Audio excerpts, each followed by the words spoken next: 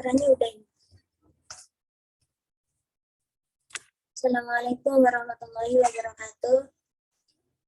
Sebelumnya perkenalkan, nama saya Ulwi Faisal dengan NIM 210103110141. Di sini saya akan menjelaskan sedikit tentang konsep multikultural.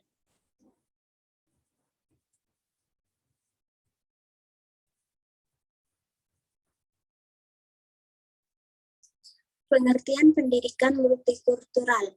Secara terminologis, pendidikan multikultural berarti proses pengembangan seluruh potensi manusia yang menghargai popularitas dan heterogenitasnya sebagai konsekuensi beragam budaya, etnis, suku, dan aliran agama. Pengertian tersebut tentunya mempunyai implikasi sangat luas dalam pendidikan, karena pendidikan dapat dipahami sebagai sebuah proses tanpa akhir atau proses sepanjang hayat. Dengan demikian, pendidikan multikultural menghendaki penghormatan dan penghargaan yang setingginya terhadap harkat dan martabat manusia. Multikultural disusun dari kata multi dan kultur. Multi berarti banyak, sedangkan kultur sinonim dari kata kebudayaan yang berasal dari kata kultural dan la kultural. Memiliki serangkaian makna bidang intelektual, sebuah peradaban lebih spesifik. Bahasa multikulturalisme merupakan bahasa yang indah, namun penerapannya cukup susah. Multikultural merupakan hasil ciptaan, perasaan, dan prakarsa manusia yang berupa karya bersifat fisik maupun non-fisik.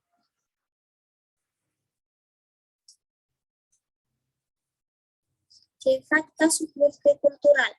Ungkapan yang dilontarkan oleh Conrad bahwa kultural memiliki sifat yang khas antara lain. Yang pertama, kultur atau budaya bersifat universal dan spesifik.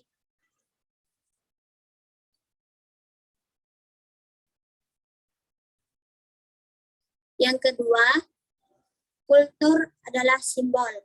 Yang ketiga, kultur dapat membentuk dan melengkapi sesuatu yang alami. Yang keempat, kultur adalah sesuatu yang dilakukan secara bersama-sama yang menjadi atribut bagi individu sebagai anggota dari kelompok masyarakat.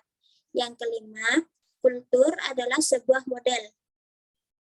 Yang keenam, kultur adalah sesuatu yang bersifat adaptif. Kemudian model-model pendidikan multikultural. Secara teoretis, terdapat beberapa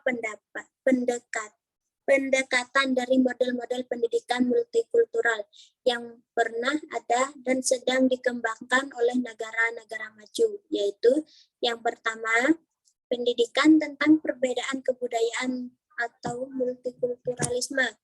Yang kedua, pendidikan tentang perbedaan kebudayaan atau pemahaman kebudayaan. Yang ketiga, pendidikan bagi popularisme kebudayaan. Yang keempat, pendidikan budaya. Yang kelima, pendidikan multikultural sebagai pengalaman moral manusia.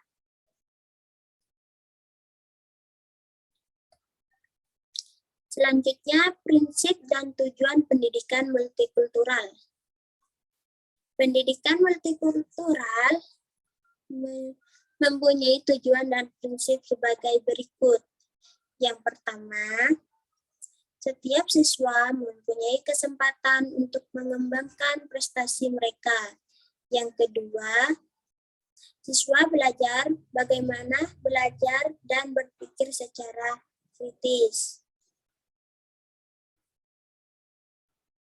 Yang ketiga, mendorong siswa untuk mengambil peran aktif dalam pendidikan dengan menghargai pengalaman-pengalaman mereka dalam konteks belajar. Yang keempat, mengakomodasikan semua gaya belajar siswa.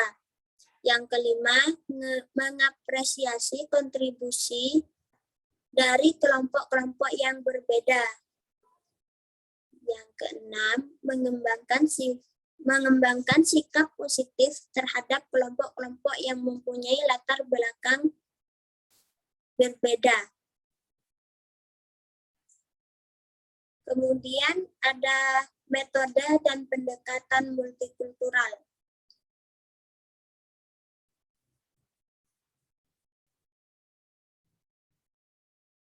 Pendekatan pendidikan multikultural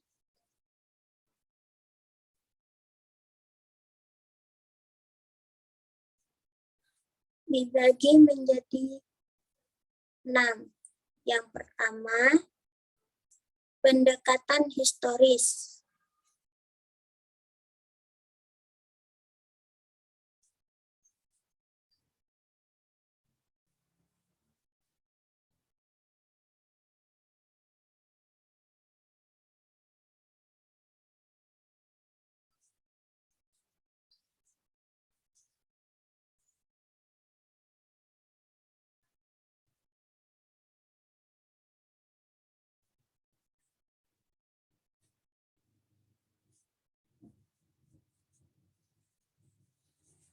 Yang kedua, pendekatan psikologis. Yang ketiga, pendekatan sosiologis. Yang keempat, pendekatan estetik. Yang kelima, pendekatan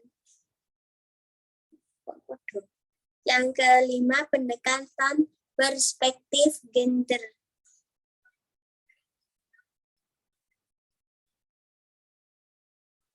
Yang dimaksud pendekatan historis adalah menggambarkan materi yang diajarkan pada siswa dengan melihat ke belakang, supaya siswa memiliki historis yang lengkap di masa lalu.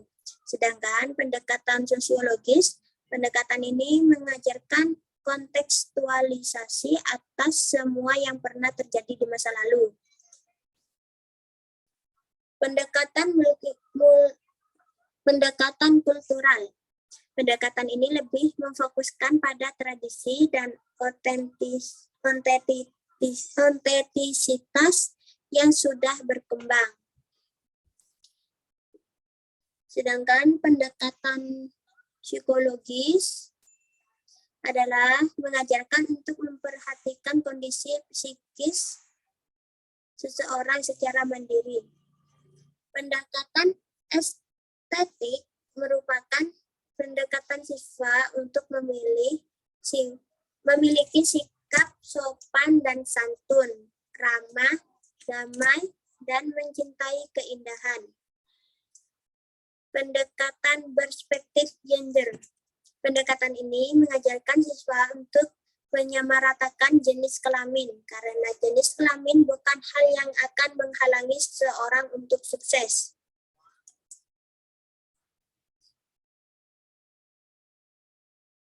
Kemudian untuk metodenya sendiri terbagi menjadi 4. Yang pertama, metode kontribusi. Yang kedua, metode pengayaan. Yang ketiga, metode transformatif.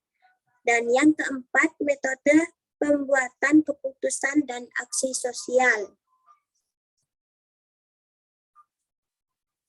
Kemudian di sini ada relevansi.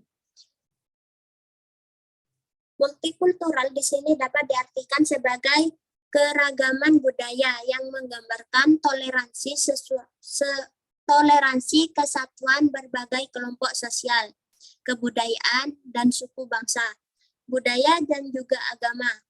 Adapun beberapa langkah untuk memupuk jiwa toleransi.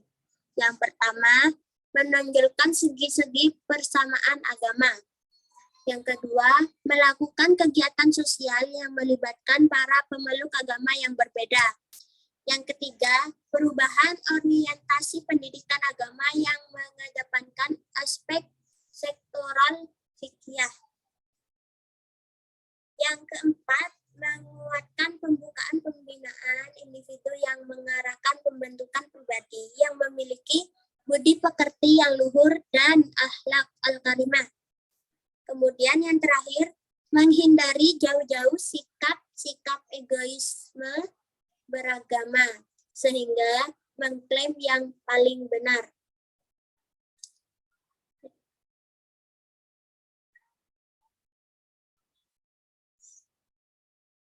Sekian pemaparan materi dari saya. Assalamualaikum warahmatullahi wabarakatuh.